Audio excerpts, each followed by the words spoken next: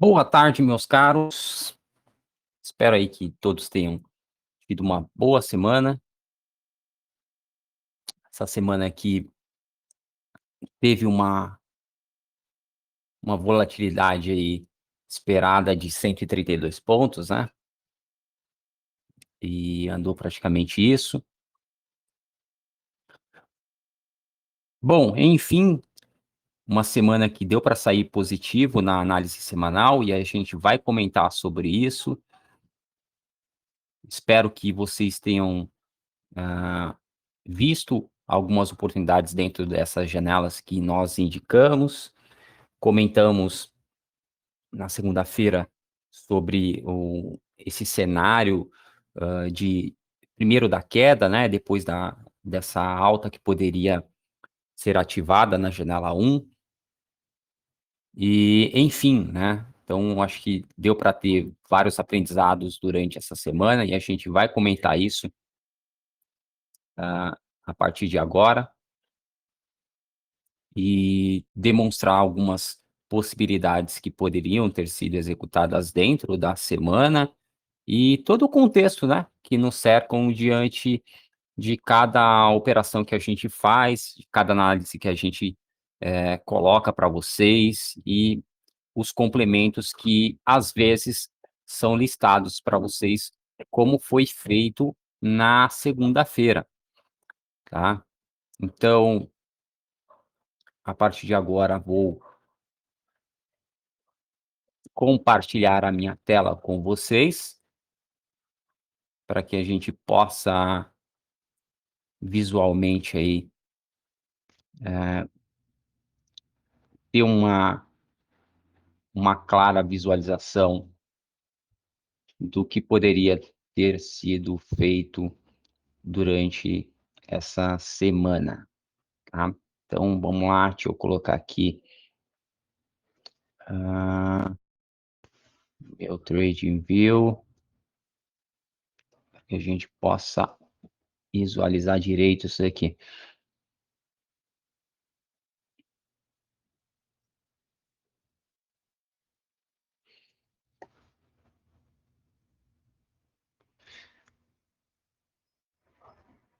Bom, já adiantando, né, antes que meu gráfico apareça para vocês, uma das coisas, eu acho que mais interessante que aconteceu essa semana foi o tempo de espera da operação. E para quem estava com receio, né, do que poderia ocorrer durante essa semana, já que a semana passada a gente contabilizou ali um prejuízo de 56 pontos, tá. Então, uma semana que foi bem negativa, foi a semana mais negativa durante o ano, com a análise que a gente faz aqui para vocês. E deixou claro que nós não estamos imune, né, por mais que tenhamos ali acertado alguns patamares, nós não estamos imune a pegar um dia que a leitura do mercado, ela pode até estar correta, porém ela não se reverta em lucro. Claro, né, que quando a sua leitura está, em desacordo, é muito mais fácil de você fechar no vermelho, tá. Mas mesmo a leitura correta, ela não garante exatamente o seu lucro, principalmente por causa das entradas, né. Tá difícil da minha tela entrar aqui.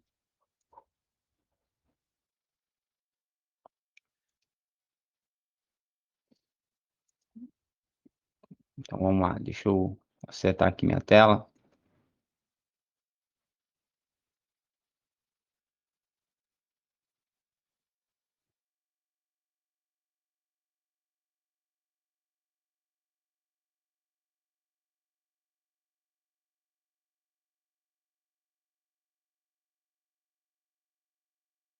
Bom, creio que agora vocês estão visualizando a minha tela. Deixa eu tirar aqui esse indicador.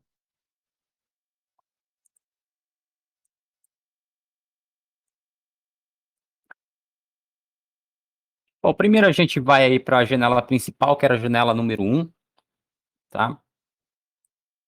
E esse era o cenário principal ali no começo da semana. O que aconteceu foi justamente abrir num gap forte, né? E na segunda-feira foi comentado essa situação de que o mercado acabou indo ali primeiro no alvo, né? Da janela 1 do que na entrada, e quando é assim, existe alguns procedimentos que a gente pode adotar, principalmente tentando trabalhar a entrada mais próxima, que no caso seria o 96, contra o nosso alvo, que seria aquele 91. Aqui está 89, mas que foi falado foi o 91, patamar do 91, 291, tá? Então, para aqueles que estavam mais atentos, né? Então, por mais que o mercado não tenha pego aqui a entrada do 96, mas já poderia ser trabalhado a janela do 396 contra 291. Essa era uma das possibilidades, tá? Embora, como não pegou entrada, a gente não contabiliza.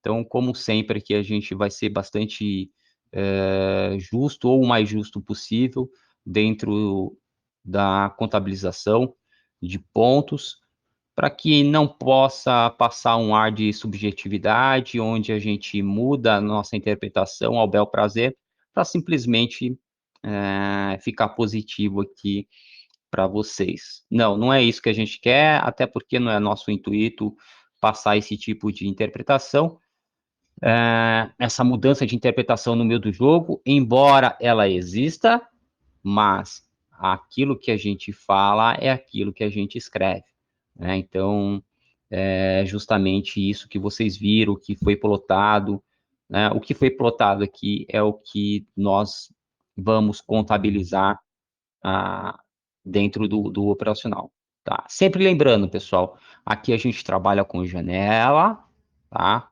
E a janela você precisa ter uma entrada que pertence ao seu repertório, né, de operacional, mas durante a contabilização nós contamos como operações, tá legal?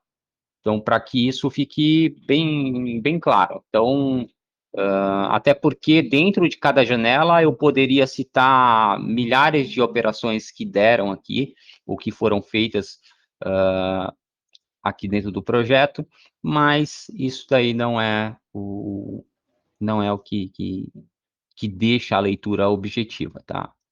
Então vamos lá. O 396 não foi pego, não deu entrada, mercado vai no alvo ali 367, começa a recuar e, enfim, ali no dia 22, ele pega a entrada logo na abertura, tá? Se a gente diminuir aqui um pouco mais o gráfico, a gente vai ver que teve sim o pullback, e mesmo que não tenha pego o pullback aqui, ou você achou que não teve a entrada aqui, você teria uma entrada aqui às 15 horas do mesmo dia, tá? Então, aqui não existe subjetividade. Ela deu a entrada no 262.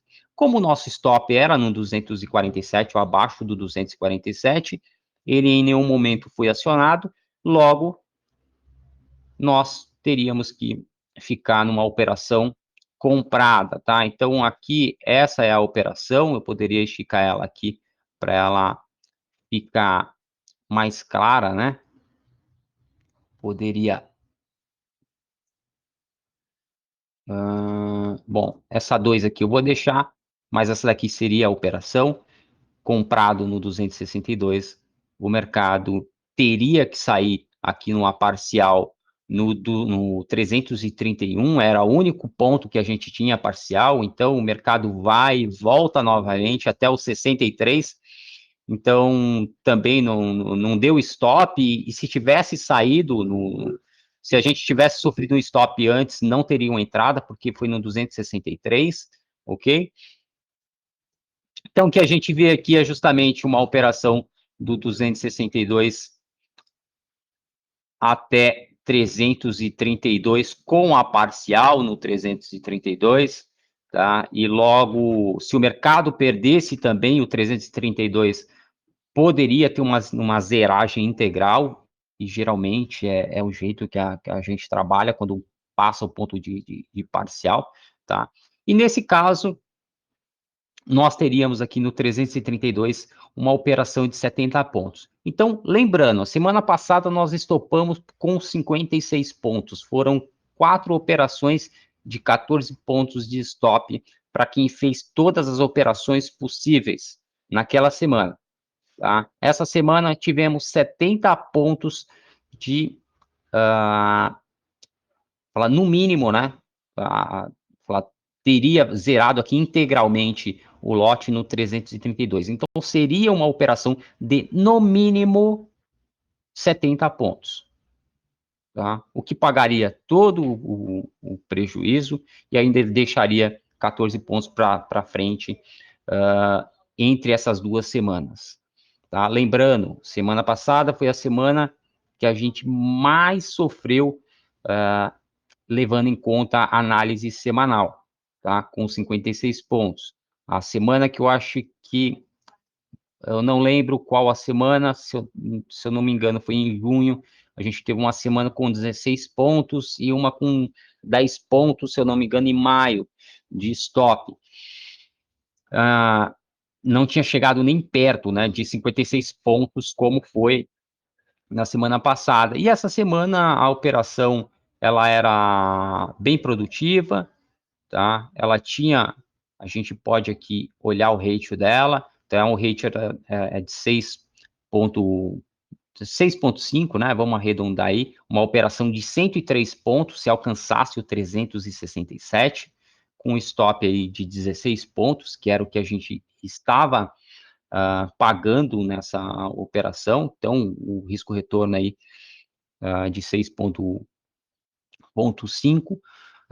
Mercado agora, esse gráfico aqui é com delay, tá no 349, né?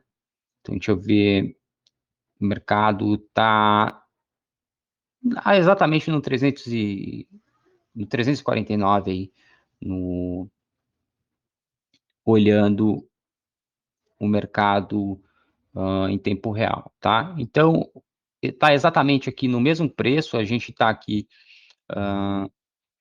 com 85 pontos, né? Então, está exatamente aí com 85 pontos numa operação, poderia ser fechado, e aí você aumentaria, né, dos 14 pontos aí para os 29 pontos positivo, durante a semana que mais deu prejuízo, com a semana subsequente, né? Então, a gente tem aí um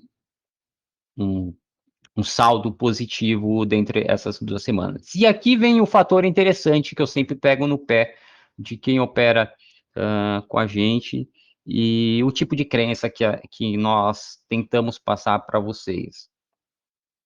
Reparem que nós tínhamos aqui, basicamente, 4 janelas, né? Sempre a janela 1 e 2 são as que a gente julga que serão as principais durante o processo, durante os 5 dias úteis aí da semana. E quando a gente pega no pé de que a operação tem que ter um ratio positivo, ele justamente leva em conta esse tipo de situação que vocês puderam ver, tá?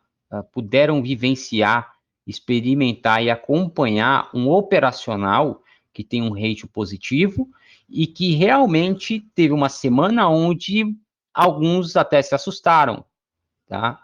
Porque levar 56 pontos numa semana não é para poucos, não são todos que fazem esse tipo de operação, mas está tudo dentro do planejado, e é por isso que nossas operações, elas têm um ratio bem legal, bem bacana, para que esse tipo de situação possa ser absorvido de um modo que não nos assusta, tá? Então, 56 pontos durante uma semana pode ser um nível onde as pessoas acabem se assustando, tá? Para nós, isso não é tão relevante, tá? Porque está dentro do plano, está dentro do gerenciamento, e isso fica bem claro quando nós colocamos uma razão de risco-retorno de 6,5 numa operação, isso significa que ela paga pelo menos 6 stop. E a gente está falando de 16 pontos, tá? Então, eu tenho seis tentativas, tá? 6 tentativas. Se eu ganhar a 7ª operação, tá? Depois de 6 stops, se eu ganhar a 7ª operação, e ela me proporcionar isso, eu consigo virar o jogo, tá? Na semana passada, nós tínhamos esse risco-retorno, e nós levamos 4 stop, só que ela não deu a operação, tá? E aí, faz parte, tá? Isso está no plano, ok? Então, por mais que o nosso risco-retorno era bom, nós tomamos 4 loss seguidos, e isso não foi recuperado, porque a operação, de algum modo, não deu certo, tá?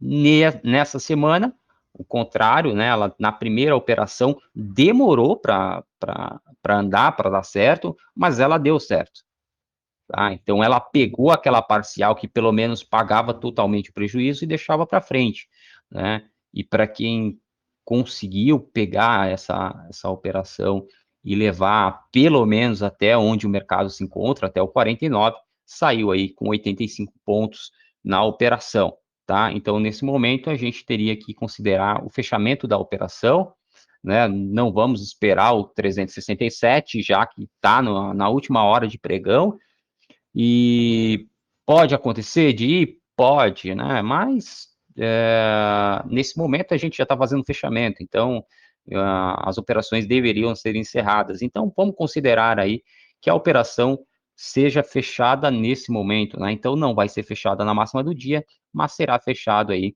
no 349, 48, como queira, contabilizando aí 85 pontos de operação. Então, vamos pôr na conta, tá? Vamos contabilizar isso e que fique uma boa lição de que é possível. Então, eu sei que muitas pessoas pregam isso, né, de trabalhar com ratio negativo para que tenha um nível de assertividade maior,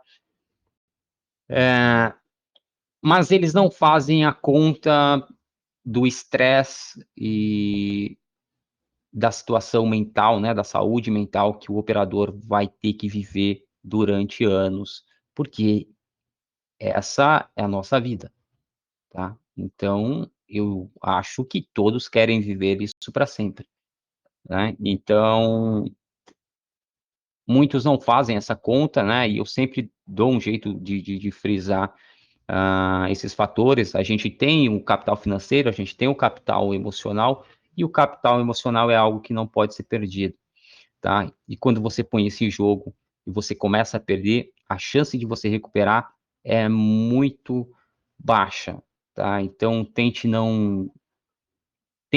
ajustar um operacional onde a sua saúde mental seja protegida, tá legal? Então, eu acho que essa semana aí foi uma grande lição para aqueles que ainda duvidam ou para aqueles que duvidaram de que uma operação com rating positivo, ela pode dar muito certo, embora, né, eu não sei, eu sei que algumas pessoas duvidaram, sim, e todo mundo carrega seus haters aí, né, para a vida, e a gente tem os nossos. E só que, assim, a gente está um ano aí fazendo operação semana a semana, mostrando para vocês, né, de que a análise pode ser bastante assertiva. Eu já perdi as contas aqui, eu não contabilizei o ano, mas já perdi as contas de quantas vezes a gente acertou operações. Eu lembro de ter 3 semanas fechando no negativo, uma de 10, uma de 16, uma de 56, que foi a semana passada. Porém, essa semana ela já mostra que a gente tá no nível bem alto de análise, tá?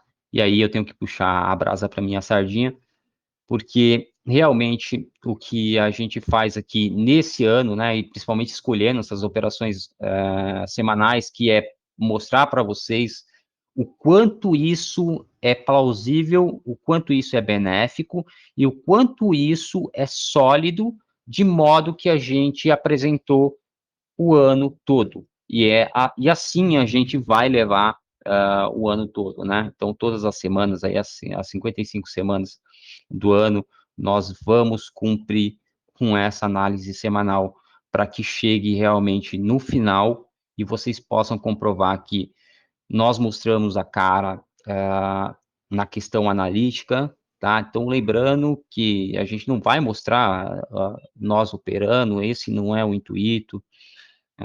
O nosso intuito é justamente motivar vocês a olharem o mercado de uma forma diferente, como nós apresentamos para vocês durante um ano. Foi sorte? Pode ser, alguns podem até usar esse argumento como alguns já usaram, né? Mas tudo bem. A gente ter, por enquanto, aí, espero chegar no final do ano aí com as 55 semanas, não mais que 5 semanas negativas. E, cara, e tudo bem se as pessoas, se algumas pessoas, né, vão achar que é sorte de 55 acertar 50. Não tem problema. Pra gente não tem problema, né? O que a gente quer é justamente que as outras pessoas possam enxergar o mercado de uma forma diferente, tá? E de ver que o que nós falamos, muito do que nós falamos, muito das teclas que nós batemos, muito dos argumentos que nós insistimos e que nós resolvemos mostrar esse ano, eles são sólidos, né? E você pode procurar isso, você pode ir atrás e buscar um tipo de operacional, um tipo de crença, técnicas que te levem para esse lado onde poucos querem ir, tá? Infelizmente, o que o mercado tem hoje usando parte da estatística, né? Estão fazendo contorcionismo em cima de uma estatística para te vender assertividade, e assertividade não é bem isso, né? Então, reparem aí que as nossas operações geralmente são de 5 para 1 acima. 4 para 1 a gente faz, 3 para 1 a gente faz. Mesmo assim, né? Então, se nós estamos fazendo uma operação de 4 para 1, tá? Durante o ano, isso significa que se nós acertarmos aí 25%, se nós tivermos 25% de assertividade, estaríamos no lucro, tá? Então, e isso mostra para vocês uma semana bem negativa, a outra a gente trabalhou com 6 para 5, 6 para 1, né? 6,5 para 1, e ela já nos coloca aí 30 pontos para frente, depois de uma semana catastrófica, né? De 4 entradas, de 4 violinadas,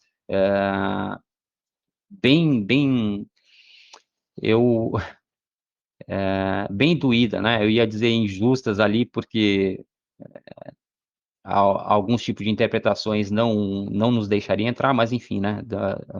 Aquilo que a gente desenhou é aquilo que a gente tem que mostrar para vocês. Então, fica aí a semana desenhada, com 85 pontos, numa operação que foi quase milimétrica, né? Chegou ali numa entrada perfeita, não teve desculpa para quem não entrou da primeira vez, o mercado foi lá e pegou da segunda, então, assim, é, é impossível falar que não teve a entrada e sofrer um prejuízo aqui também foi quase improvável, a não ser que você entrou nessa operação com 25, R$ 50 de margem, tá? Então, mas aí já é é uma outra questão que que a gente nem vai entrar nesse quesito, que é o gerenciamento de risco, como que você faz o seu gerenciamento de risco,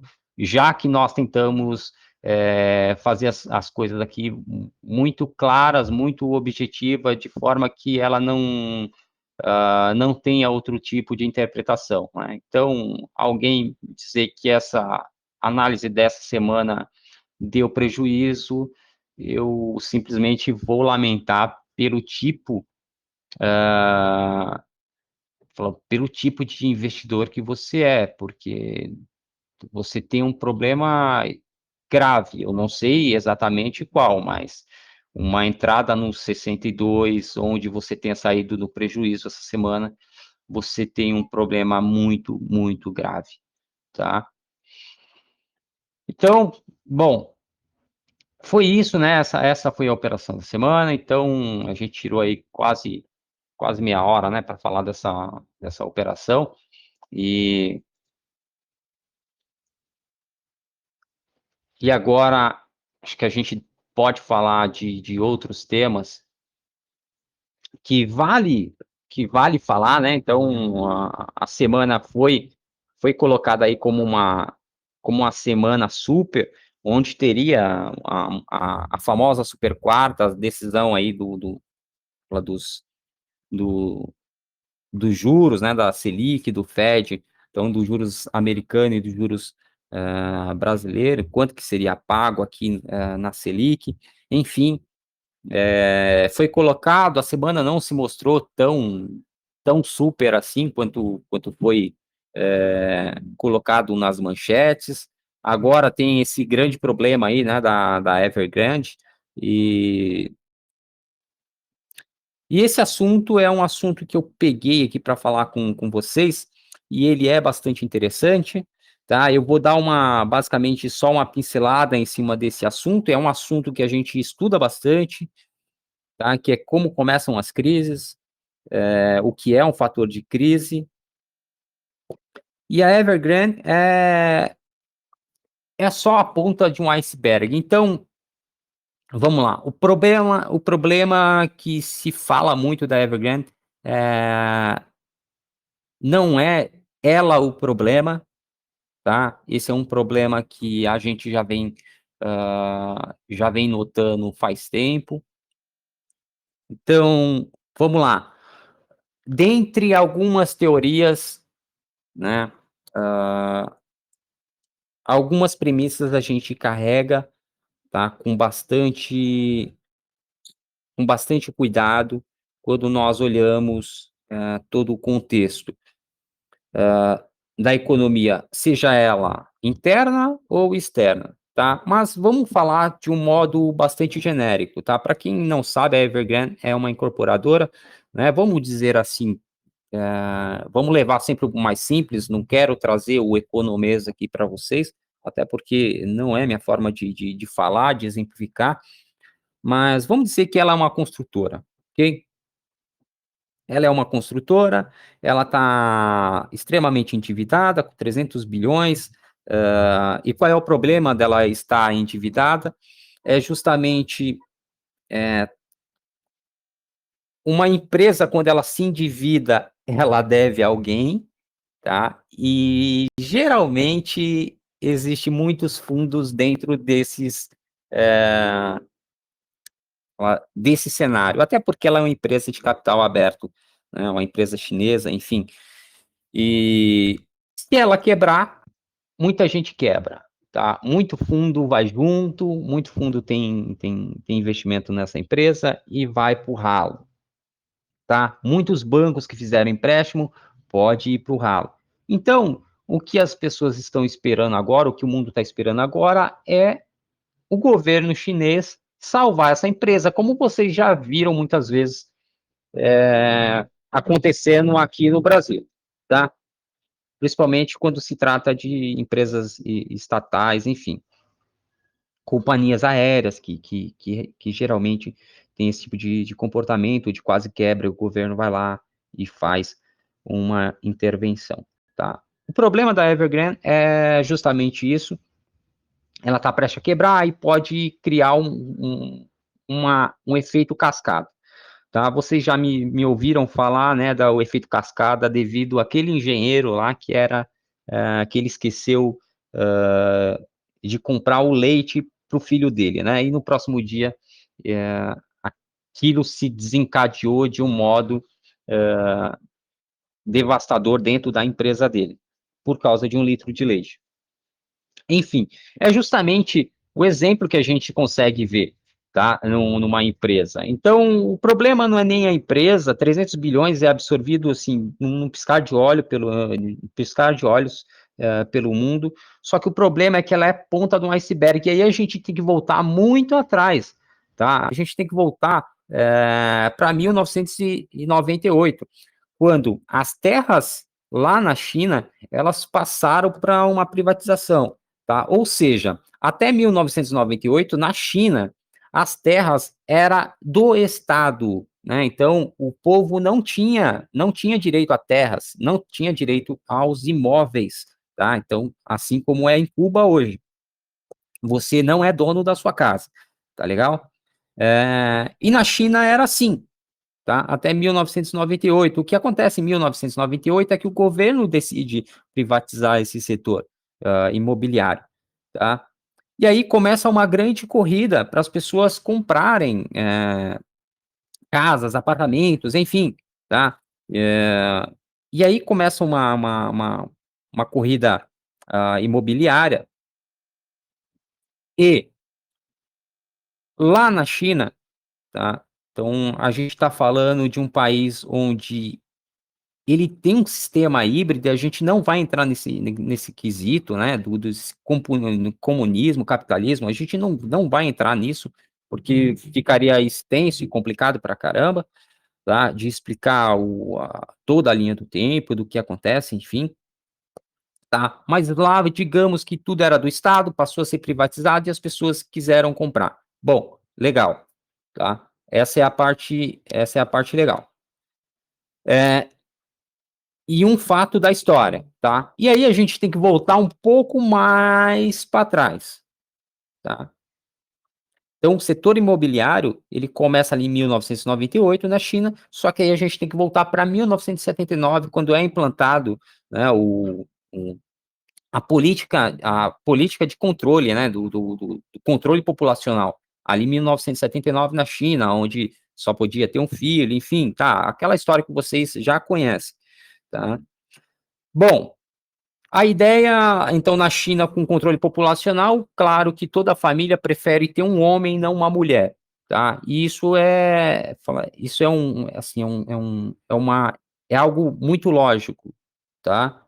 Ah, o homem é uma força motriz, ele serve para ajudar a família com a força, e isso é o que conta, tá? E aí a gente não vai entrar em questões mais ah, em questões atuais, tá? De igualdade, enfim, de direitos, tá? Esquece isso daí. O que a gente tá falando de grana, tá? A gente tá falando de dinheiro, tá? Uma família prefere um homem a uma mulher, tá? Isso porque ele é uma força motriz. E ali em 1979 é implantado esse controle populacional na China, as pessoas, os casais preferem os filhos, enfim, e isso ah, criou uma desigualdade entre homem e mulher, que é o número de homens e o número de mulheres, tá?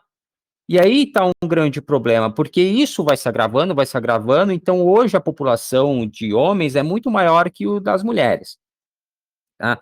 Pô, Marcelo, mas o que que isso tem a ver com a questão imobiliária, tá? Bom, o que tem a ver é que hoje na China, tá, e a gente tem que entrar um pouco na cultura chinesa, para que como tem menos mulheres, para que um homem tenha uma parceira, é preciso que ele demonstre poder, e geralmente o poder ele é mostrado de uma forma financeira. Então, o cara lá que tem uma casa na China, ele, ele já mostra que ele tem poder.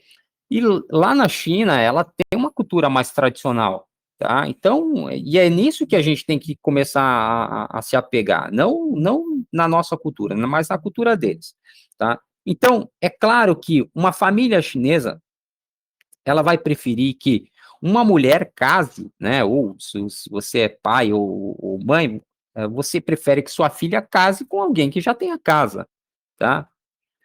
Então, e isso é um outro fato que a gente tem que isolar aqui, né, e deixar, só que falar colocar dentro de todo esse contexto onde a gente quer desenhar todo esse cenário, tá. Então, isso é uma preferência. Então, e os homens que têm uma casa, um apartamento, eles se sobressaem, tá. E todos os pais querem o bem dos filhos, tá. E aí vem o fator onde os pais, tá, eles dão um jeito de fazer as suas poupanças para que eles possam dar um futuro para o seu filho, que na verdade é uma casa, dar uma família para seus filhos, tá?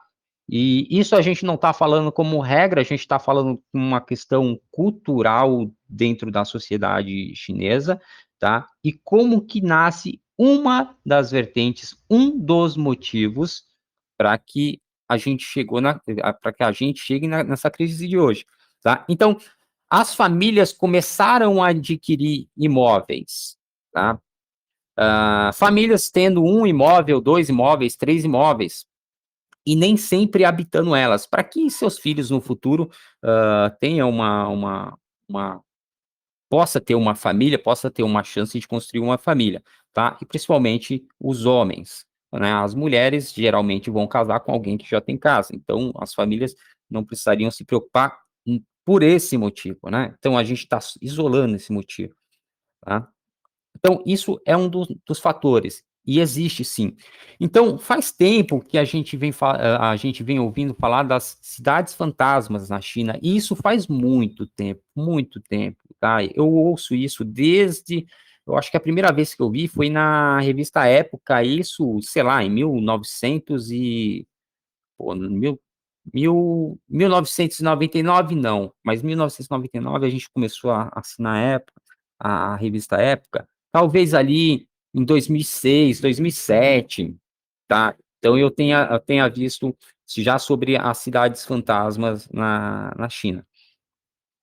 E aí vem um outro fator, tá? Esse é um dos fatores, tá? A gente trouxe um dos fatores culturais e que isso acontece. E aí a gente vem para um outro fator, que nas províncias chinesas, e essa talvez tenha o maior peso, eles não podem se envolver com o setor financeiro. Então, todo empréstimo de uma província chinesa, né, ela tem que vir do Estado, tá?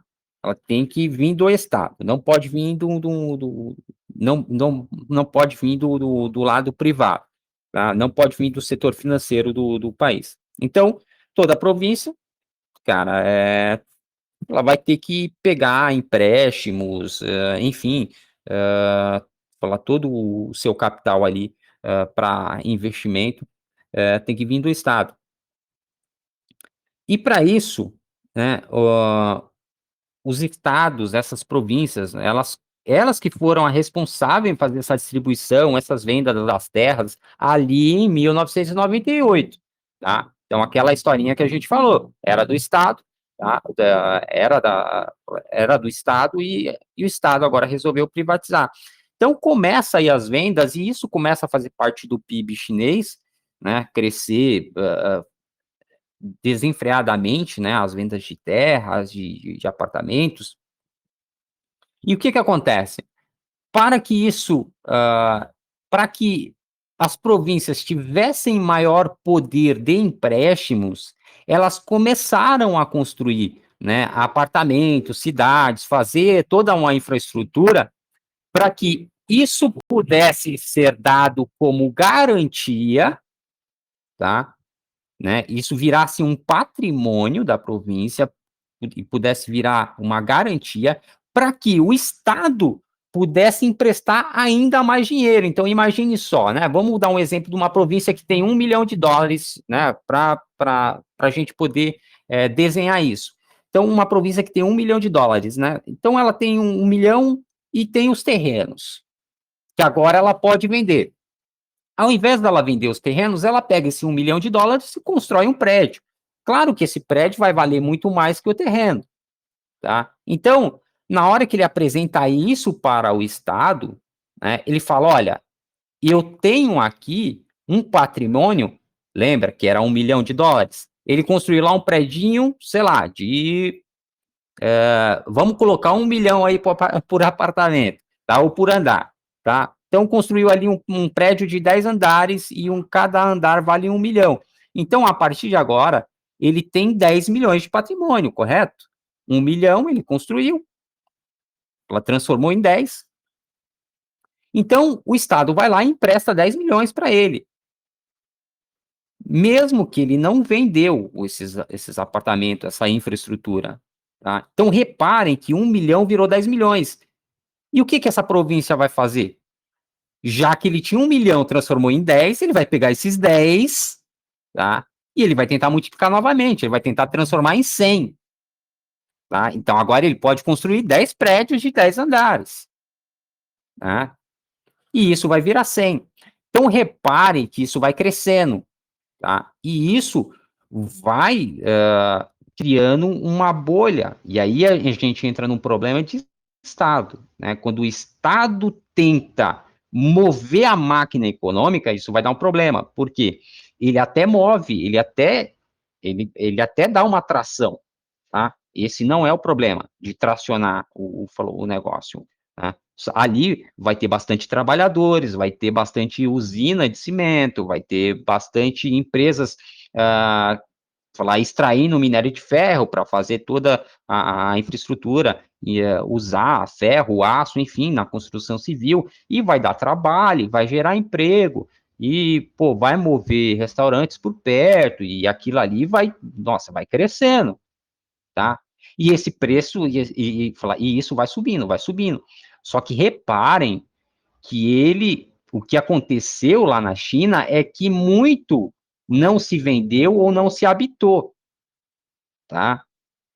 Então, seja do lado das províncias ou aquele lado cultural que a gente estava falando, né, os apartamentos, as casas tavam, foram ali compradas para ser dado por seus filhos, então estava parado. Isso quer dizer que uma cidade cheia de apartamentos onde nada se move vai criar um problema, tá? Porque ele até cria ali todo aquele patrimônio físico, só que o problema é que aquilo ali não funciona como uma economia, ninguém produz ali. Sei lá, tem 100 mil apartamentos, mas não tem ninguém trabalhando ali, não tem nenhum restaurante ali, tá? Porque não tem gente. Então, reparem que toda a máquina ela começa a funcionar tracionada pelo Estado. Então, e cada vez, assim, todo mundo quer dinheiro, as províncias querem mais dinheiro, então vai construindo, vai construindo, vai construindo, tá? E mesmo que esteja vendendo, aquilo ali não vai ser habitado. Então, se vocês procurarem sobre cidades fantasmas na China, vocês vão ver que tem muita coisa antiga falando já disso, tá? E esse é o grande problema, tá? Então, quando a gente está falando de Evergrande, é justamente o estopim, né? Assim, ele, ele é só a ponta do iceberg de um problema que ele é muito maior, tá? Então, eu sei que está na mira, está na mídia, mas a gente tem que ver o problema como um todo. E é por isso que o mundo tá com medo, que realmente, assim, o que está nas manchetes é a empresa, mas o que está por detrás da manchete, o real problema, ele é grandão, tá? Ele é muito maior que isso. Então, quando a gente está falando do Estado, das províncias, está pegando um empréstimo, construindo, construindo, construindo, construindo, construindo, construindo, tem uma hora que não dá mais, tá? Tem uma hora que o Estado vai falar, peraí, vamos rever essas regras, não tá bem legal esse negócio aí, tá? E a Evergrande, o que acontece é que ela está super endividada, tá? Porque ela ia fazendo isso, é, mais e mais vezes. E assim, e aí quando a gente olha o panorama total, tá? Então, existe uma frase dentro da aviação que fala, o avião não cai por um só motivo, tá? Então, é uma cadeia. A gente está tentando aqui simplificar do modo mais simples, tentando construir com vocês a imagem do problema, para não deixar o negócio muito complicado. Mas, se vocês notarem, vocês já viram qual é o tamanho do problema, tá? E é por isso que o mundo está com medo, tá? Não é a quebra da Evergrande. O problema é que, se isso acontecer, a China pode sofrer um revés muito grande. E se a China sofrer um problema econômico, o mundo todo sofre um problema, tá? E aí é que está o grande problema, que as pessoas não estão falando. O problema não é a Evergrande, o problema é a China, tá? E aí a gente começa a voltar para um problema que ele inevitável vai acontecer, tá? Ele inevitável vai acontecer. E se a China, na hora que esse problema se mostrar o mais claro possível, tá? É que o mundo todo vai sofrer desse problema, tá? Porque ele é um grande consumidor. Então, 30% aí do minério de ferro, por exemplo, do Brasil, é consumido pela China, tá? Agora, imaginem só o tamanho do problema. A gente não estava falando ali daquela máquina de construção que, pô, mais pessoas estão ali trabalhando, o pessoal consome mais comida, mais ferro, mais cimento, mais tudo, tá? Mais tudo. Falar tudo que é tipo de indústria se beneficia com a indústria imobiliária, né, com o setor imobiliário. Só que o problema é quando dá um problema no setor imobiliário, e foi isso que aconteceu em 2008, tá, nos Estados Unidos. Foi justamente o problema no setor imobiliário, tá. E por que o setor imobiliário? Porque justamente como ele move uma grande máquina econômica, os governos tentam manipular ela. Então, a gente está vendo que agora o crescimento da China ele foi, de certa forma, artificial, pelo menos a parte imobiliária, tá? Então, construiu-se muito, existe muito produto para pouca demanda, tá? Se eu não me engano, até poucos anos atrás, tinha 50 milhões de imóveis não habitados nessas cidades fantasmas na China, tá? Algumas cidades chegaram a ser habitadas, tiveram sucesso em trazer as pessoas para ela, mas não, esse problema não se resolveu, tá? E quando você junta todos esses problemas, e aí a gente volta lá para o problema cultural, né? De você comprar casa para o seu filho, já guardar, é que cria uma superinflação dentro desse setor. Porque quanto mais pessoas estão comprando casa, mais as casas ficam caras. Tá? Então, ela vai subindo de valor. E na China nem é tão caro assim. Parece que a média lá é que um apartamento, em média, né, nessas cidades novas que eles constroem do zero, ficam em torno de 19 mil dólares, 19 mil dólares, se eu não me engano. Tá? Então, não é tão caro assim. Salário médio, se eu não me engano, são 11 mil para 12 mil dólares em média na China. Tá? Então, digamos lá que se você poupar um pouquinho aí, você paga um imóvel em 5, 6 anos, mas lá a cultura deles também é diferente, a família ajuda, caramba, assim, é um outro naipe, então eles acabam consumindo bastante. E isso vai se tornando um apoio. E você compra uma casa, compra outra casa, e aí vem a questão da especulação, né? Se você sabe que a casa, se você sabe que uma casa se você comprar agora, daqui um ano ela vai estar mais cara, tá? Você vê isso como um investimento. E automaticamente isso se cria uma histeria, porque é um dos processos que a gente gosta de estudar dentro do mercado, que é a histeria e o pânico, né? Então, isso cria esse tipo, essa histeria, né, de compra, e depois o pânico gerado pelo medo, que é o que pode acontecer agora e é o que está acontecendo agora, tá? Então, isso começa a criar quando você cria um mercado artificial, geralmente o mercado artificial é tudo aquilo que o Estado põe à mão, tá? É tudo aquilo que o Estado tenta reverter, né? Não deixa o problema se resolver sozinho, tá?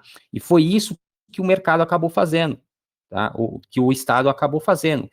Ele criou um problema, ele criou um mecanismo onde a especulação ficou muito clara, porque você comprar um apartamento hoje, como falou, o meu vizinho vai comprar um apartamento para o filho dele, então eu vou comprar o apartamento logo, para o ano que vem vender para o meu vizinho. E aí cria-se um mercado especulativo muito forte no setor imobiliário, e automaticamente essa especulação anima o mercado, e aí ele começa a crescer e produzir cada vez mais, e constrói mais casa, e compra mais casa. Então tá eu lá e você comprando 1, 2, 3, 4, 5 apartamentos. Então repare que a gente tá especulando, a gente não tem como morar em 5 apartamentos, não faz nenhum sentido, tá? E claro que quanto mais a gente compra, mais a incorporadora começa a produzir apartamento, tá? Então, só a hora que realmente eu vejo que é um baita de um problema, que eu tô com 5, 10 apartamentos, é que eu vou tentar queimar eles, porque o meu plano não deu muito certo, tá? De comprar 10 apartamentos. Porque cada dia as incorporadoras faz mais, mais, mais, e, e, e que se eu compro um apartamento agora, daqui 2 anos o meu tá velho, tá? Porque estão lançando cada vez um mais novo.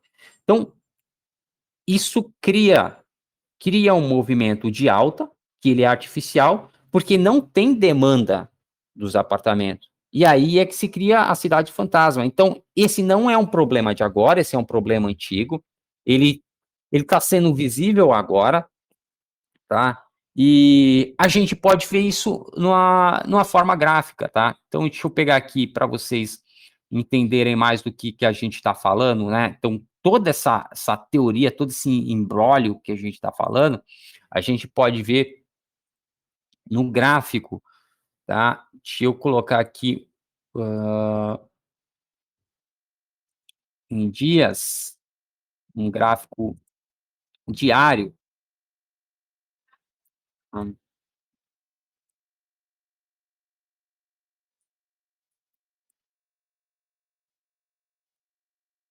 Bom, acho que vocês estão conseguindo visualizar, tá? Falar o gráfico. Aqui eu tinha até já colocado um canal.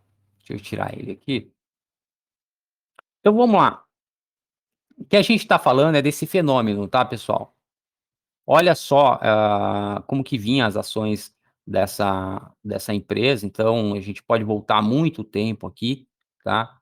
Então a gente pode ver ela oscilando ah, em torno aqui dos $2, que é o preço que ela está agora. Então reparem o grande boom que ela tem, tá? Aqui no ano de 2015. Então, olha o boom que ela faz.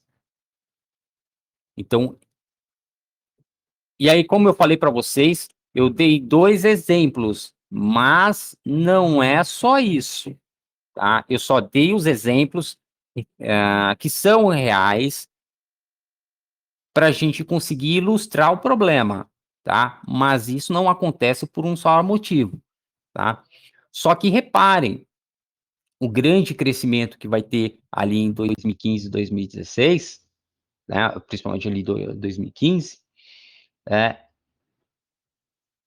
e aí a gente consegue ver o tamanho do problema, né, onde as ações ali chegam a quase 9 dólares, né? Então, e depois a gente pega aqui em 2000, já em 2017, 2018, ele realmente atinge aqui o pico de 32, tá? E claro que isso daqui motiva cada vez mais. Quando a gente vê um gráfico desse daqui, é claro que você vai investir mais na empresa, a empresa vai ter mais capital para financiar os seus, as suas atividades, né? Então a gente pode notar aqui que isso daqui cria um processo de histeria, onde todo mundo compra e nem sabe por quê, tá?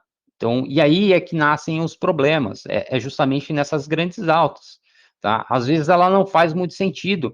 Então, para quem estuda isso no setor imobiliário chinês, ela vai ver que isso daí era um fenômeno que já acontecia,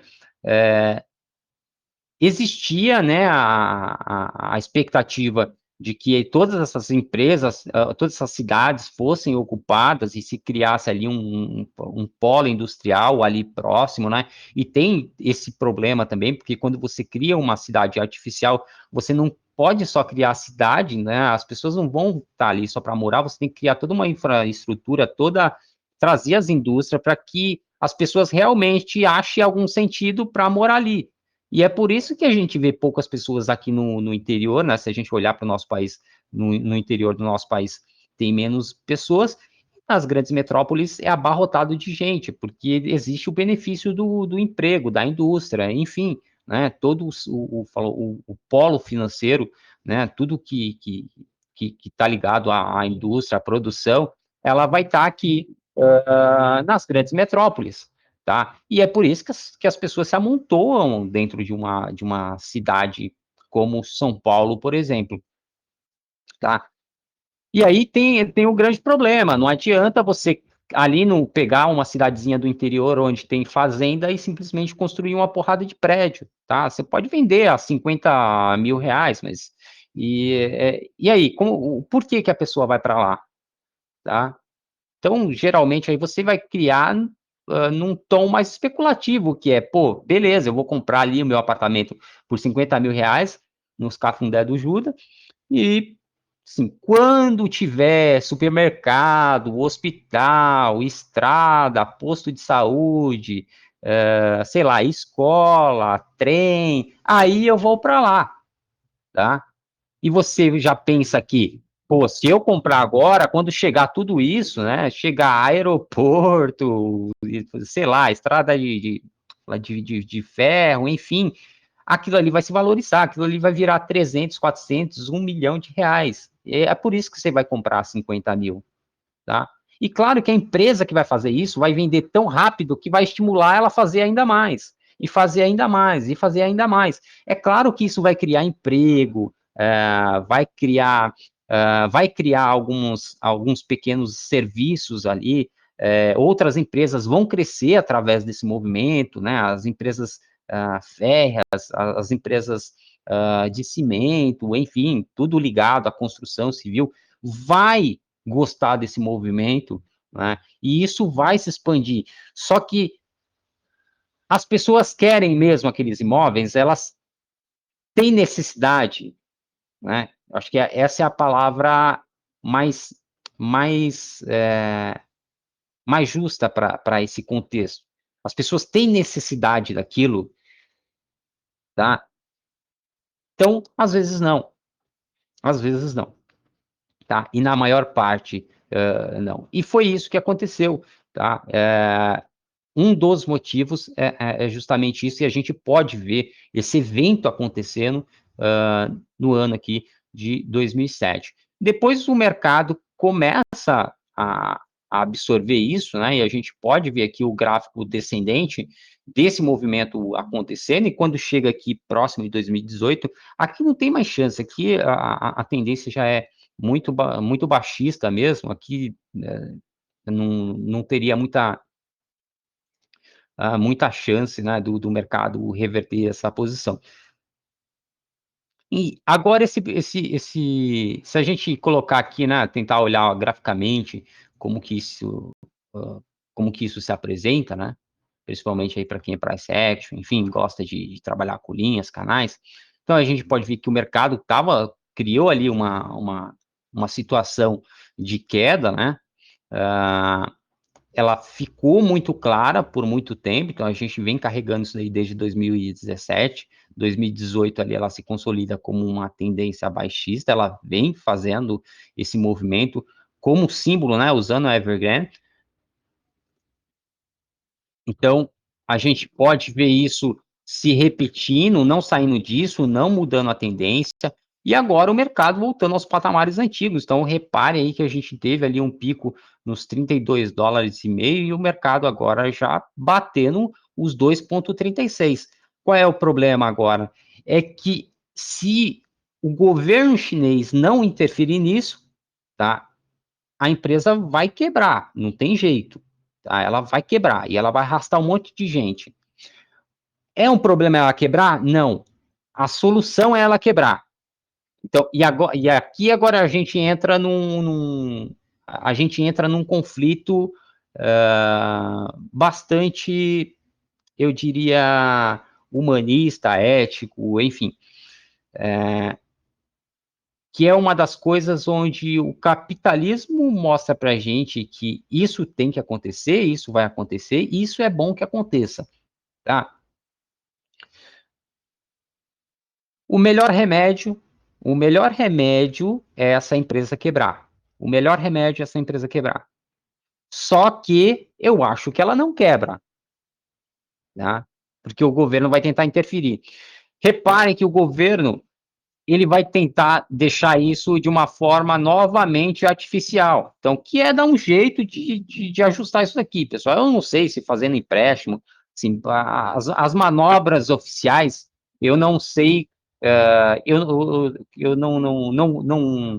não sei, né, o que pode ser feito aqui exatamente pelo governo, mas, enfim, né, vamos tratar isso de uma forma bem simplista, um mega investimento do governo para ajudar um baita empréstimo a juros quase a zero, né, para tentar livrar essa empresa dessa quebra. Então, nesse caso, ela tornaria novamente essa recuperação da empresa, né, poderia fazer uma recuperação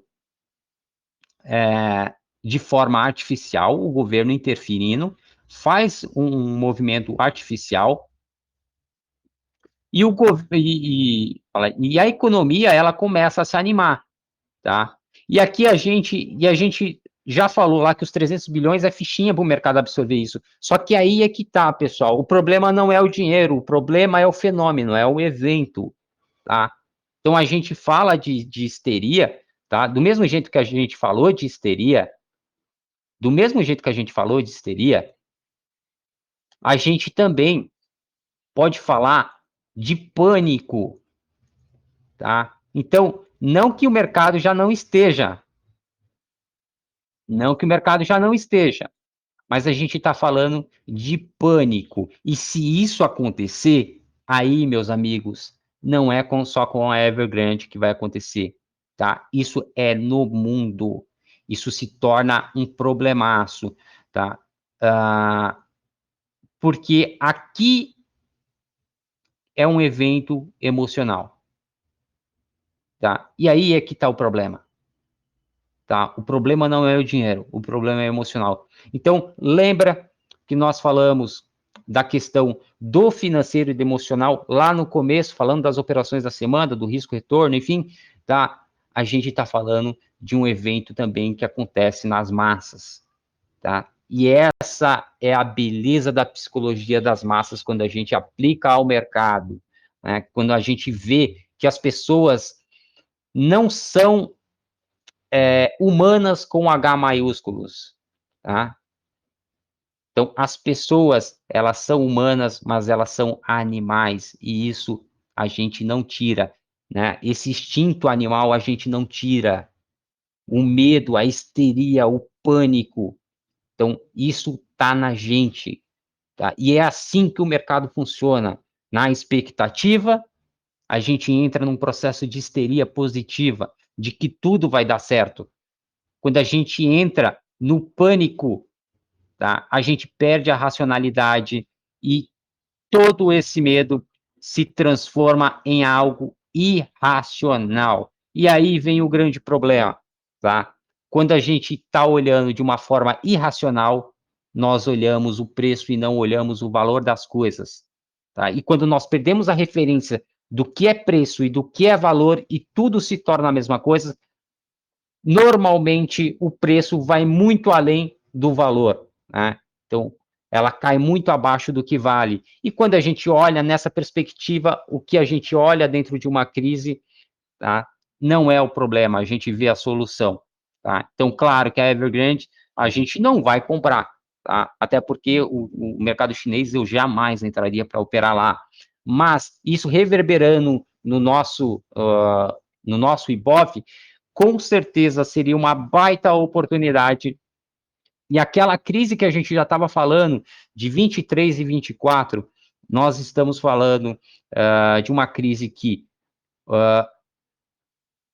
tem o mesmo caráter que o chinês, tá?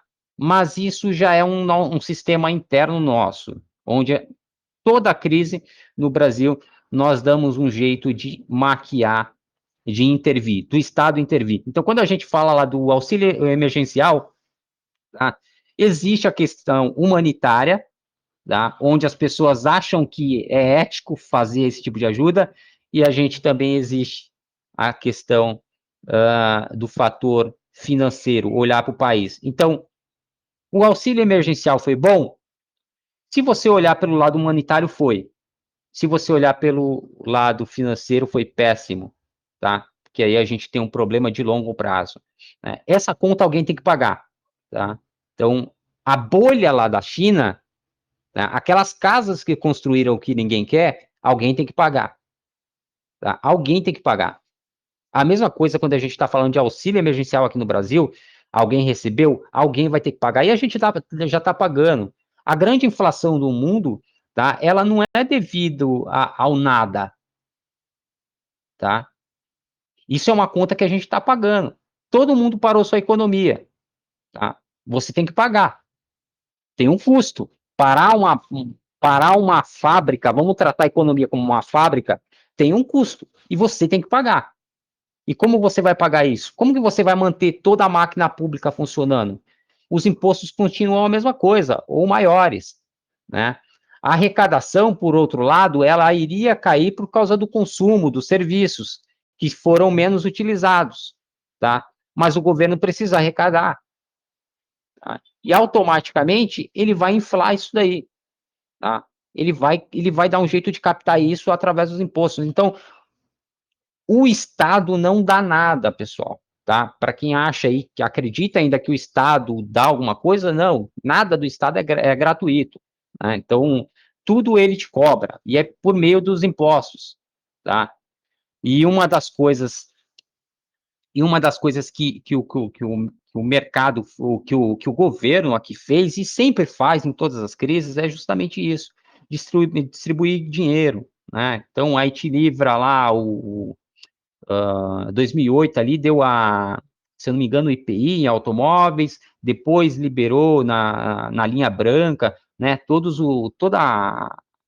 a classe média baixa desse endividou, né, reformando suas casas, comprando TV de 80 polegadas, geladeira de 2 portas, 4 portas, né, e, pô, mobiliou a casa toda, trocou liquidificador, batedeira, máquina de lavar, enfim, refez a casa.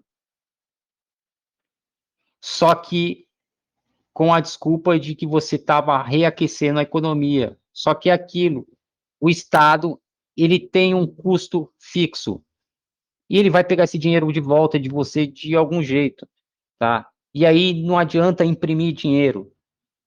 Quando o mercado te dá alguma coisa, ele tá te tomando do outro. E ele vai te tomar mais, porque ele vai criar um problema, tá? Então, o mercado interferir não é uma solução.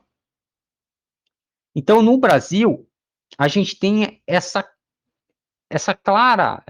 clara ação do governo em todas as crises, tá? Então, assim, a gente já está cravando desde o começo do ano, tá? Que nós iríamos ter uma puta de uma crise ali em 23, 24, né? Pegando ali, já entrando em 22, provavelmente, mas 23, 24 vem o grosso do negócio. Só que eu não contava com o fator inflação impactando o mundo todo, tá? E aí vem um grande problema, tá? E isso impacta todo mundo, tá? Uma inflação mundial, que é o que está acontecendo, ela impacta todo mundo. Então, agora todo mundo começou a cair na realidade, que nós criamos um baita de um problema. E esse problema, e aí que tá, não existe solução, tá? Não existe solução. Imaginem só, a gente come arroz todo dia. Agora, imaginem que por uma safra, né? Por uma safra, o pessoal do campo resolve que não quer plantar. Não tem como tirar mais arroz na próxima plantação. É assim, perdeu, perdeu. Perdeu, perdeu. Alguém vai ter que morrer de fome, tá? Então, não tem como repor aquilo. E o que está acontecendo agora não tem como repor a fábrica que a gente parou. Não tem como acelerar as coisas. Parou, parou. Perdeu, perdeu. Tá? Então, o meio do evento que a gente está vivendo hoje, eu já digo que o problema não vai ser só no Brasil. Tá? Então, o problema vai ser mundial. Só que o problema mundial geralmente é mais rápido que o do Brasil. Então, mas isso pode acontecer mais cedo ou mais tarde. Não sabemos se o governo chinês vai dar um jeito de salvar essa Evergrande. Tá? Se ela salvar, ela pode adiar, mas assim, o Brasil perdeu, perdeu. Nós estamos ferrados, nós estamos bem endividados, nós estamos bem ferrados com a inflação. O nosso problema,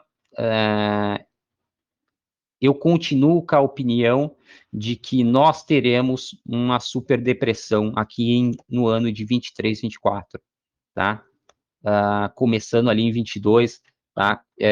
Claro que o Brasil vai dar um jeito de maquiar, afinal é eleição, tá? Então o governo vai fazer de tudo para não aparecer o problema, tá? Só que nós perdemos, pessoal, tá? Então, e isso não é um problema, isso é uma solução. Como vocês viram, em 2020 foi o melhor momento para se fazer uma compra, ok? Então, como a gente pode olhar aqui, tá? No IBOV, então, 2000. Opa, deixa eu ajustar aqui. Como vocês podem ver, 2020 chegou no patamar de 2008, tá? Se a gente colocar aqui o gráfico, não sei se vai buscar, deixa eu ver aqui. Tentar diminuir para a semana.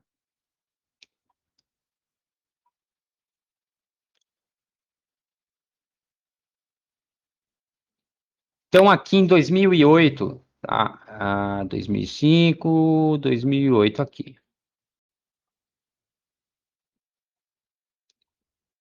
Olha cá. Aqui foi 2008, o ano de 2008, essa queda aqui, tá? Olha lá, 2008, crise do subprime, tá? A crise lá imobiliária, a bolha imobiliária lá dos Estados Unidos.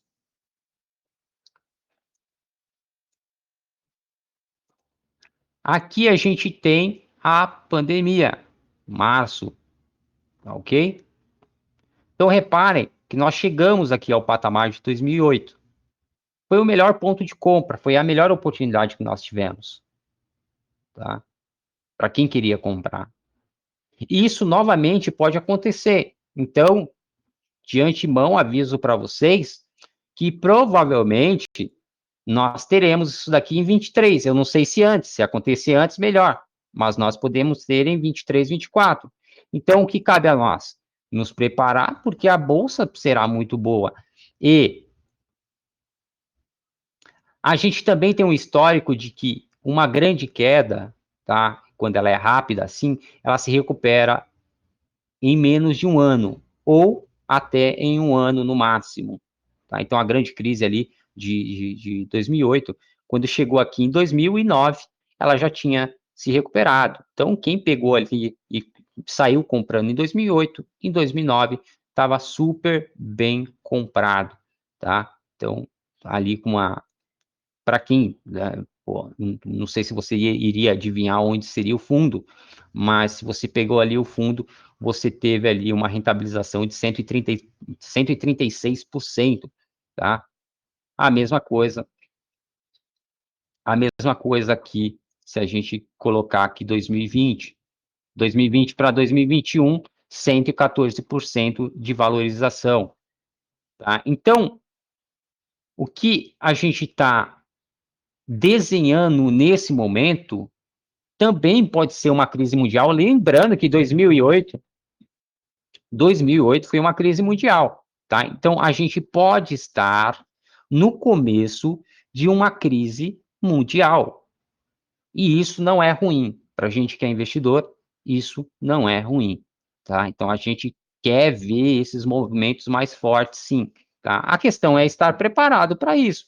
Para quem está comprado, claro, o melhor é fazer proteção. Dá um jeito de fazer proteção, porque a bomba pode estourar. Cedo ou tarde aí ela pode estourar. Agora, tem que olhar, né, o que vai acontecer lá na China. Só que aí existe algumas coisas que a gente tem que prestar atenção, tá?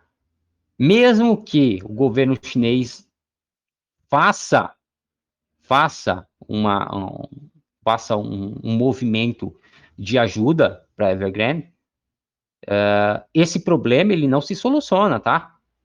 Então repare que vai ser algo paliativo apenas para mudar o humor do mercado, e realmente isso faz efeito. O que a gente está falando é da questão psicológica, né? A gente está falando da situação psicológica que o mercado está vivendo nesse momento.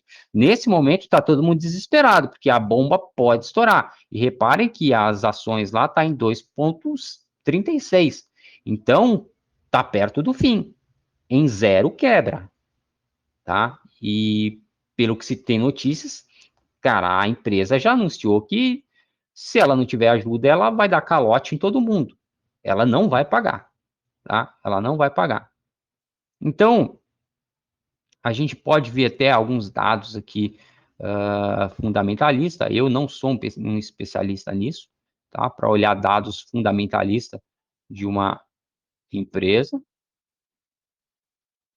mas eu posso mostrar para vocês aqui, e depois vocês podem entrar aí no TradingView, tem esse painel, tá, onde vocês podem ver algumas coisas,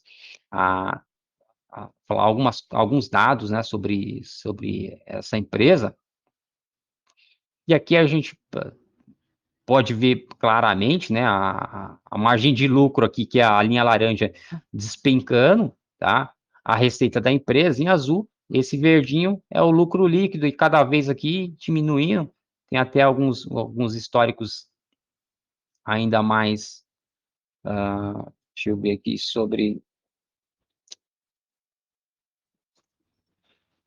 nessa visão geral, né, do que era a expectativa e a surpresa, ela sempre apresentando aqui no, em cada ano, apresentando prejuízo, né, expectativa positiva e apresentando prejuízo, só em 2021 aqui, começo, ela apresentou um resultado positivo, mas aí já era tarde, né, a gente pode ver aqui que na declaração de renda, o lucro, ela veio diminuindo, né, a receita ali se mantinha, aumentou um pouquinho, mas o lucro sempre caindo, então, assim, o problema que a gente pode ver o balanço, né, dívida em percentual, né, do patrimônio, tá? E aqui, assim, a gente pode ter um acompanhamento, a gente pode ver sempre um movimento de queda em todos os dados, tá? Isso daqui eu não vou levar para interpretação, até porque eu não sou desse ramo, não quero aqui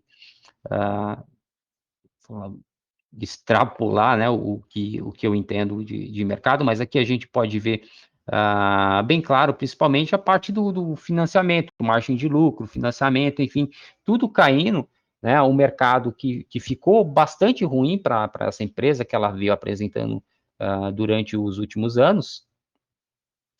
Isso daqui já era um indício, né, já é um indício bem claro, se você olhar ano a ano, tá, que a coisa estava ficando ruim, tá? Só que não é para a empresa, então, e esse é o problema, pessoal, quando você olha um setor, Aí, lógico, essa daqui, se eu não me engano, é a segunda maior empresa, né, a incorporadora lá da China. Então, ela tem uma relevância grande, mas provavelmente todas as outras estão na mesma situação, tá? E agora, com essa caindo, aí a coisa pode ficar ainda pior, porque leva as outras para o buraco, e aí a gente está falando da questão da situação psicológica que o mercado vai viver. Tá? Então, nesse momento, todo mundo quer vender suas casas, né? É o que eu faria. Nesse momento, eu venderia todos os meus imóveis, tá? Se eu estivesse na China. Só que isso é a lógica que vai passar na cabeça de todo mundo, tá? E aí vai criar uma super oferta, né, de imóveis, pode criar uma super oferta de imóveis, tá? O que vai colocar o preço cada vez mais baixo, e isso vai gerar um movimento ainda mais forte, levando à quebradeira total, não só da Evergrande, como todas as outras empresas ligadas ao setor. E aí, caindo todas as outras incorporadoras, reparem que isso daqui é um efeito cascata. Então, tá, se tá todo mundo vendendo casa mais barato, tá? E tá tendo bastante oferta de imóveis, tá? Então, claro que quem vai comprar vai esperar porque vai comprar mais barato. Então, não vai ofertar o preço que o vendedor está ofertando. Tá? Ele vai ofertar cada vez mais barato. É o que acontece no book de ofertas aí dos ativos que nós operamos. Tá? É a mesma coisa. Tá? Então, o mercado vai vendendo cada vez mais barato, as pessoas vão querendo pagar cada vez mais barato.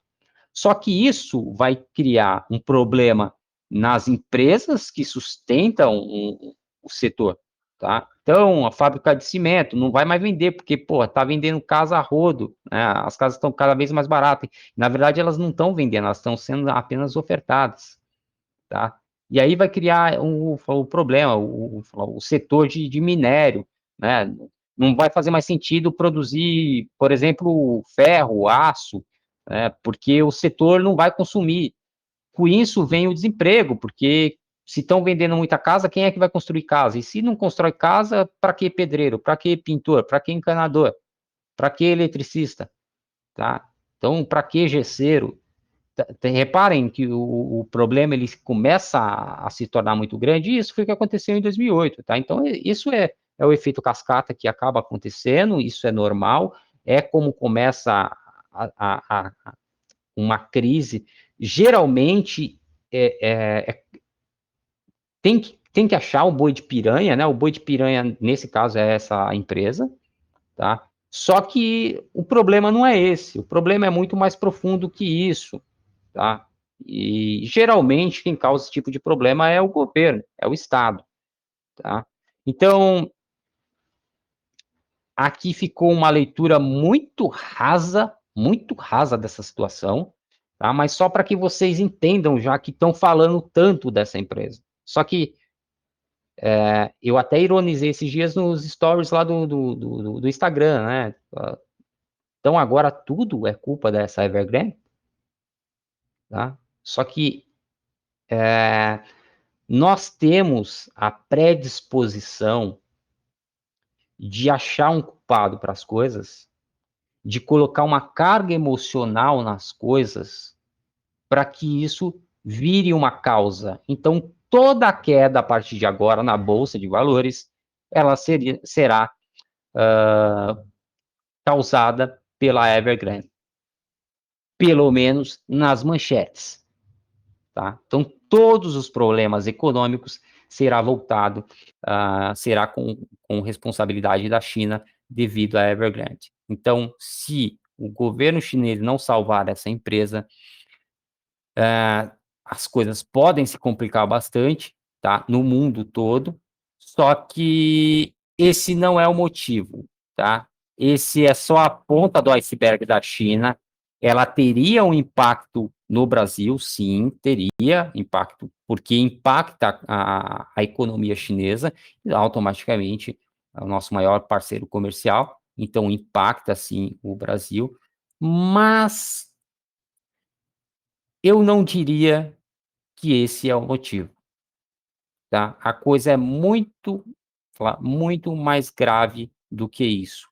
E aí, claro, que cada um com as suas culpas, né? Nós temos as nossas culpas internas das nossas crises, tá? Só que a Evergrande será um bom nome para jogar culpa, tá? Então será um bom motivo para justificar todo o problema que nós mesmos causamos, tá? E isso, assim, é natural, né, as crises elas começam assim, se vocês forem estudar todas as crises, elas começam assim, todas as crises financeiras, ela tem no meio um problema sanitário envolvido, tá. Hã, mas quando você vai estudar a fundo as decisões que foram tomadas por anos, é que geralmente causa um problema. A gente pode chegar lá no subprime, se eu não me engano, era uma prática que eles faziam há 40 anos, tá? E aí que gerou esse problema. O da China, a gente está vendo que o controle populacional não é o culpado, mas é um dos fatores que levaram a incentivar as empresas a construírem mais. A gente vê que o Estado acabou, então, privatizando as moradias, e esse pode ser um problema que na China pode ser responsabilizada, como um fator ou uma característica capitalista, né, provavelmente o capitalismo vai levar essa culpa. Mas, assim, é um jeito que as coisas são, tá. Então isso daqui, pessoal, eu deixo essa leitura que ela é bastante rasa, né, para gente, para vocês também, acredito que vocês já viram alguns materiais sobre isso com maior profundidade, e sim, eu aconselho que vocês procurem sobre esses eventos e o porquê que acontecem isso, vocês vão ver várias explicações, tá, explicando motivos aos quais levaram nós a essa situação, tá. O que eu estou mostrando para vocês aqui é que essa situação ela é irremediável, tá? E por mais que muitos queiram falar que isso existe, um remédio, não existe, tá? A decisão, eu diria que a decisão mais sábia para a China nesse momento seria deixar esse setor imobiliário quebrar. Mas se isso acontecer, a China teria um sério problema interno, tá. Então, claro que essa é a situação que eu acredito que seria mais sábia, deixar o mercado decidir o que vai acontecer com esse setor, e a gente sabe o que vai acontecer com esse setor, tá. Não do Estado manipular esse setor. Mas, como o Estado vai sofrer, se essa empresa quebrar, a probabilidade, assim, é que ele vai interferir, que ele vai salvar esse setor. Que ele vai dar algum tipo de incentivo para esse setor, tá. E assim, vai se acumulando, isso vai se acumulando. O problema é que isso vai acontecer lá na frente, novamente, tá. Então, a ideia é: se preparem para uma quebra, tá, principalmente aqui para quem investe na bolsa. A melhor situação agora é começar a fazer, proteções, fazer aportes de proteções. E para quem ainda não investe na bolsa, comece a pensar nesse sentido, tá? Porque, a partir aí do ano 22, né, a partir do ano que vem, a gente vai ter uma grande oportunidade de ver a bolsa cair e poder fazer belas compras para tentar sair ali em 24, 25, final de 24, final de 25, tá? Que novamente aqui, na hora que chegar estourar o nosso problema, novamente o Estado vai interferir e vai ajudar isso. E é assim que funciona. O Estado é basicamente para fazer isso, funciona para fazer isso. É um problema? É, mas também é uma oportunidade para a gente que investe. Então, isso é ruim para o país, mas se você tem noção de que cometem sempre esse erro, é que existe uma grande janela de oportunidade, e a gente está olhando isso, tá? A grande janela de oportunidade, tá? Então, se a Bolsa do Brasil quebrar, eu quero é que quebre mesmo, tá? Para mim é bom.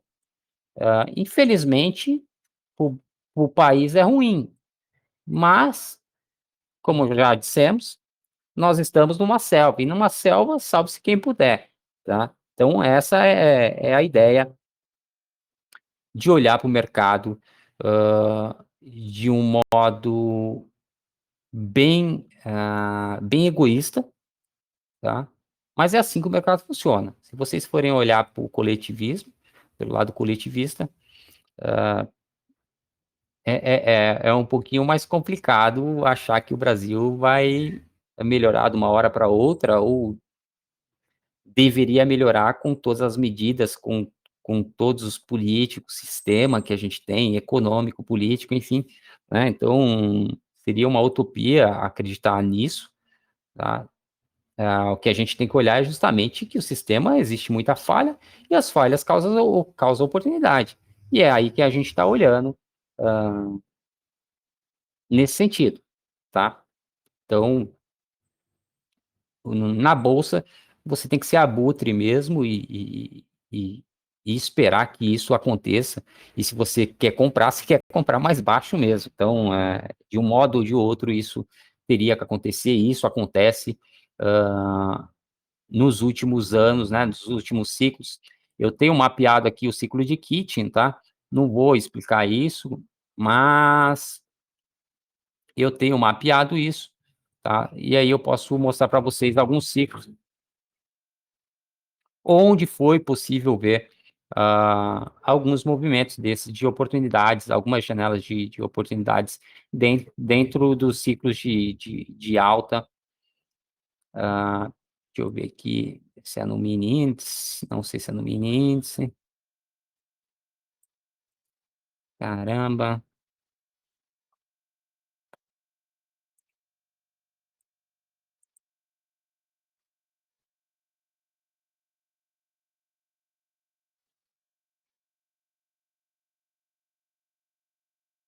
Olha, eu acho que eu acabei apagando aqui, pessoal. Não vou conseguir mostrar para vocês.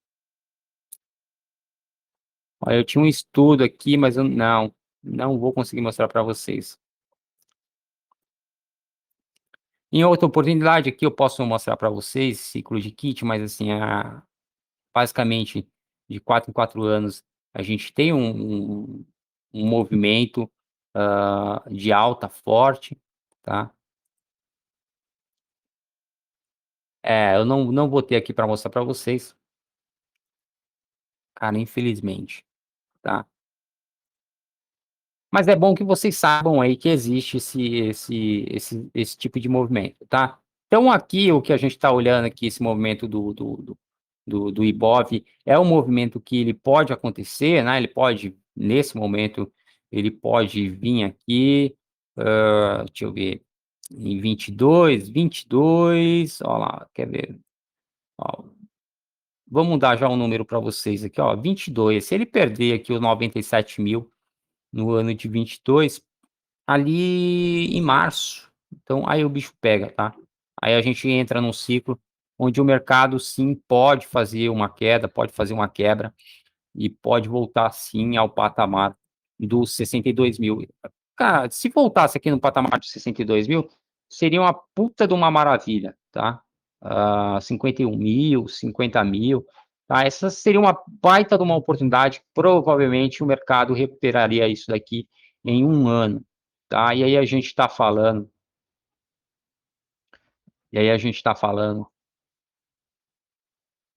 de pelo menos aí uns 50, 60 mil, tá?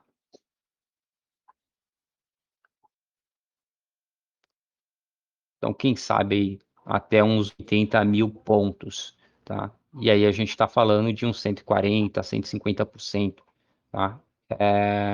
Se você pegar um ciclo desse a cada 4 anos, fatalmente aí você bate os melhores fundos que geralmente fazem 20, 25% ao ano, tá? Os melhores fundos aqui fazem isso. Então, pessoal, esse daí foi, eu acho que um, um, uma coisa que eu queria falar para vocês, né? O que eu queria mostrar para vocês, que o mercado ele tem bastante oportunidades e quando nós estamos num ciclo de medo, tá? A gente ri pra caramba porque isso é tão previsível. Só que nem sempre a gente sabe quando isso vai acontecer, né? Então, nesse momento, a gente já começa a ver os grandes investidores com medo, e isso é importante para a gente. Quanto mais medo os grandes investidores começarem a mostrar, melhor para a gente. A gente sabe que a oportunidade ela está se formando, tá? E se vocês olharem ali no site Mais Retorno, vocês vão ver os fundos onde eles estão investindo, né? E esse ciclo de medo, como que abala eles, como que acaba afetando eles. Isso é bem legal porque eles não fogem eles não fogem do CPF. Então por mais que a gente julga eles uma instituição financeira, por trás estão pessoas que têm o mesmo sentimento que nós, tá? E isso é bem bacana de saber, de ver, porque eles cometem os mesmos erros que nós. Então, se vocês forem olhar aí um dos melhores fundos que a gente tem aí no Brasil, que seria o Alaska Black, né, com as maiores rentabilidades aí no último ano, teve aí um dos maiores drawdowns que o mercado já proporcionou, tá? Quando a gente dizia que ele estava fazendo um movimento errado, principalmente ali no dólar, e ali, no caso, foi dito e feito ali em 2019, a gente falou que ele estava fazendo um movimento errado, que ele ia levar fumo, e acabou acontecendo. Porque esse é o tipo de erro que as pessoas cometem, porque são pessoas, são humanas, são animais, tá? E seus instintos ainda são selvagens, tá? E essa acho que é a grande conversa de hoje, que poderíamos ter, tá? Então, lembrando que pode ter uma crise mundial a caminho, a crise do Brasil, para mim, está fechada, ela é certa, claro que ali no final do ano a gente vai estudar um pouquinho mais, enfim, até para ver qual é o time mesmo, né? Já que os estudos preliminares do começo do ano a gente já tinha essa crise em vista, de 23, 24, bom, tomara que aconteça, pelo menos ali no final de 22, para que a gente possa entrar. Enfim, né, o dólar pode ir muito acima ali dos 6, quem sabe 6.500, 7, vamos ver também o que pode acontecer aí, o desenrolar nesse ano de 2022, também é um ano eleitoral, então o mercado de dólar é para cima. Bom, enfim, uma outra coisa que eu queria fechar com vocês, só para fechar, tá? E aí, que a parte... Já tinha conversado com vocês ali na semana passada sobre a ação que a gente vai fazer para ter uma captação e poder presentear algumas crianças ali do projeto. Então, vamos lá. Em breve eu vou pôr uma enquete aqui, justamente das pessoas que estariam interessadas em ajudar nessa captação, para a gente ver exatamente o quanto a gente vai captar e o quanto a gente vai doar lá para as crianças e o que vai doar. Claro que a gente já tem alguns outros parceiros que vão contribuir com brinquedos, cestas, enfim, tá? Mas dependendo do que a gente captar aqui, a gente vai ter apenas a lembrança ali, que é tentar adocicar falou o Natal de crianças carentes, tá? Então, a gente vai fazer esse movimento, tá? Eu quero saber mais ou menos, eu quero ter noção mais ou menos do que a gente vai captar, de quanto a gente vai captar para essa ação, porque eu já tenho uma pessoa específica para fazer, né, os doces, e dependendo como for, ainda não sei exatamente se vai ser um panetone ou alguma coisa do tipo, tá? Mas, e é bastante criança que a gente tem, dependendo do que for, a gente também completa aqui, né? Isso não é um problema, já que essa ação a gente faz todo ano. Enfim, tá? Então eu queria avisar vocês que a gente vai começar esse movimento, vou fazer algumas enquetes para ver por onde é que a gente anda, para poder agilizar isso aí e adocicar o Natal dessas crianças, tá? Então, vou convocar todos vocês, para quem puder ajudar, e assim, não tem um valor específico, conforme você acha que deve, tá? Quem pode, pode, quem não pode, não pode, quem está afim, quem está quem tá com disposição, quem acha que pode contribuir, vai ser bastante bem-vindo a esse projeto, né? Então, uma coisa aí que o pessoal da Sniper não fala, e eu também não gosto muito, né, de vender, de ser o guardião aí das virtudes, tá? Mas uma coisa aí que a gente nunca falou, e algumas pessoas sabem disso, né? Em off a gente já comentou com algumas pessoas, que tudo que é arrecadado ali com educacional, dentro da Sniper, da NO2T, que a NO2T não faz educacional, tá? Mas tudo que entra por aqui e que vai para lá, que entra pela Sniper, tudo é revertido para esse projeto, tá? Assim, é uma coisa que eles não fazem questão de falar, nunca fizeram, mas aqui eu abro para vocês que esse projeto é bastante importante para essas crianças que participam, tá? São pessoas extremamente carentes, algumas delas só têm uma alimentação por dia, e algumas abrem o seu coração ali no projeto, né, de que vão ali, para comer mesmo, tá? Mas existe um ensino ali musical desse projeto, né? Ele é voltado para a educação musical, dar esse suporte, tentar remediar um problema que a gente tem no Brasil e contribuir um pouquinho do que a gente teve no mercado financeiro, tá? Então, é uma coisa que vale a pena fazer. Para quem não faz, é gratificante para caramba. Depois eu vou até mandar um vídeo para vocês que nosso colega aí, Renato, me mandou, e faz, não só faz sentido, né? Eu já acredito nisso, e ele explica melhor o, o efeito que existe em você fazer o bem, tá? Então, a gente acha que o bem é feito para terceiros, e, na verdade, ele é um efeito, ele acaba sendo um efeito egoísta que faz bem a terceiros, tá? Porque quando você faz o bem, você se sente bem. E ao se sentir bem, você acaba se motivando a fazer mais o bem para se sentir bem, tá? E claro que isso do outro lado vai fazer uma grande diferença. Mas o importante é você.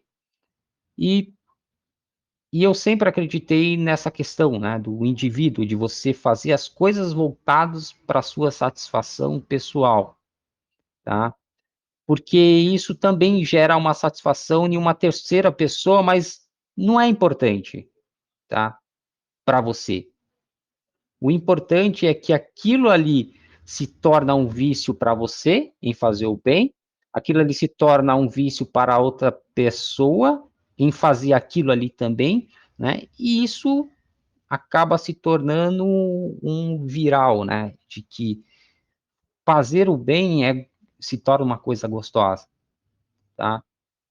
E dentro do projeto a gente sempre indicou isso, dentro da Sniper, era quase como uma obrigação, da primeira boleta, da boleta mais gorda que você tinha durante o mês, né, de você fazer a doação daquela operação mais graúda, aquela mais bonita, tá? Não só para trabalhar essa questão de você dividir as coisas, de você retribuir as coisas, mas também se desapegar um pouco desse viés de que o importante é só o dinheiro. E às vezes, ou na maior parte das vezes, esse não é o maior fator, tá? Esse não é o fator principal. Pelo menos dentro da nossa filosofia, não faz nenhum sentido o fator principal ser o dinheiro, né? O dinheiro, ele passa a ser uma consequência de um bom trabalho, como qualquer outro trabalho, tá? Então, seja do padeiro, do gari, se ele faz por amor, se ele faz com vontade, aquilo ali se torna prazeroso para ele. E é o que a gente faz aqui, a gente é apaixonado pelo mercado, o meu prazer, né, isso falando por mim, o meu prazer é olhar o mercado, estudar o mercado, tentar compreender o mercado, tentar prever o mercado e mostrar que o mercado é possível, né, mostrando a análise. Outras pessoas têm prazer em operar, então eu opero por obrigação, mas não por satisfação. O meu prazer é muito mais entender o jogo, descobrir o jogo, me sentir, trabalhar o meu ego, porque é isso que a gente faz, né, o tempo todo, né, tentar se antecipar ao movimento dos outros, entender os outros, tentar ser mais esperto que os outros, né, mostrar uma inteligência superior no entendimento, na compreensão e na resolução de problemas. Isso faz bem para a gente e não deixa de ser, né, trabalhar o seu ego, mas isso é uma coisa assim, que dá prazer, tá? E para outras pessoas, nem tanto, né? E para mim, basicamente, para quem vive, quem está dentro do grupo, sabe que o dinheiro não é o mais importante nesse quesito. Claro que ele é útil, ele é bom, né? E é o que todo mundo quer, proporciona muita coisa boa, enfim, mas ele não é o fator principal. Tá? Então, a gente tenta sempre trabalhar isso como não ser o fator principal. O fator principal é a sua vida, a sua saúde, sua família, enfim. Né? Então, claro que o dinheiro pode proporcionar boas qualidades, né? De saúde, de família, enfim, né? Pode te proporcionar outros prazeres, mas de longe, assim, é a menos importante diante daquilo que a gente tem. Então, uma das coisas que a gente motiva, né, as pessoas é trabalhar também o processo de gratidão, tá? E é uma palavra importante, que dentro do mercado financeiro a gente tem muito pouco, a gente trabalha muito pouco, a gente é bastante individualista, bastante egoísta, e isso no mau sentido, tá? Mas é possível ser individualista e ser egoísta de uma forma legal, de uma forma boa. Dá para trabalhar isso e reverter isso. Então é bem legal de você tentar arrancar as calças do mercado para poder fazer uma benevolência a alguém, né? Fazer uma benfeitoria a alguém. Isso que é legal. Então, e é por isso que todo mundo gosta ali do Robin Hood, né? Dessa de tirar do rico para dar para o mais pobre. E a gente está aqui no mercado financeiro, tá? No mercado financeiro eu não digo que a gente está tirando do mais rico, porque a gente pode estar tirando do mais pobre, tá? Mas não sei se foi o Warren Buffett que falou que o dinheiro sai do impaciente para ir para o paciente, né? Mas, enfim, né, de todas as formas aí, eu digo que o dinheiro aqui vai para o mais inteligente. E aí não importa o tipo de inteligência, né? Se a paciência, se a inteligência emocional, né, ou até por intelecto, enfim, né, você vai tirar de uma pessoa que é menos capacitada para pôr na mão de uma pessoa que está mais capacitada para o mercado financeiro. E isso é legal, porque se você pode fazer isso, se você tem essa capacidade, se você é o motor e o provedor desse processo, você também pode contribuir com um mundo melhor. E quando eu digo com um mundo melhor, não é transformar todo mundo, é transformar apenas a vida de uma pessoa, o momento de uma pessoa, tá? Então, talvez aí todos tenham lembrança de um grande momento na sua infância que foi marcada apenas por um ato, e aquilo ali reverbera na sua vida até hoje. E é esse tipo de importância que a gente quer ser nesse momento, né? Então a gente não quer matar a fome de uma pessoa por um ano todo, mas a gente quer mostrar que existem pessoas que podem sim fazer o bem para algumas pessoas em um certo momento que às vezes pode durar poucos segundos, mas esses poucos segundos vai ficar na mente dessa criança por anos, décadas, né? E, e isso possa ter algum tipo de influência na vida dessa pessoa que naquele segundo vai ser afetada por uma ação que provavelmente a gente vai esquecer em 2, 3 dias, tá? Então, todos estão convidados para isso, tá? Aí, claro que eu vou fazer essa enquete, principalmente ali no Instagram, tá? Eu vou fazer no Instagram porque é na onde mais aparece as pessoas. Sim, quem tiver habilitado, quem tiver afim, quem tiver um coração aberto para fazer esse tipo de contribuição, será muito bem-vindo e desde já eu agradeço em nome de todos que vão receber esse presente de Natal, tá bom? Então, eu deixo aí para vocês o meu grande abraço, e que todos tenham aí um bom final de semana, e que a gente possa aí se reencontrar novamente na segunda-feira, tá legal? Então, deixo aqui o meu grande abraço a todos e até breve.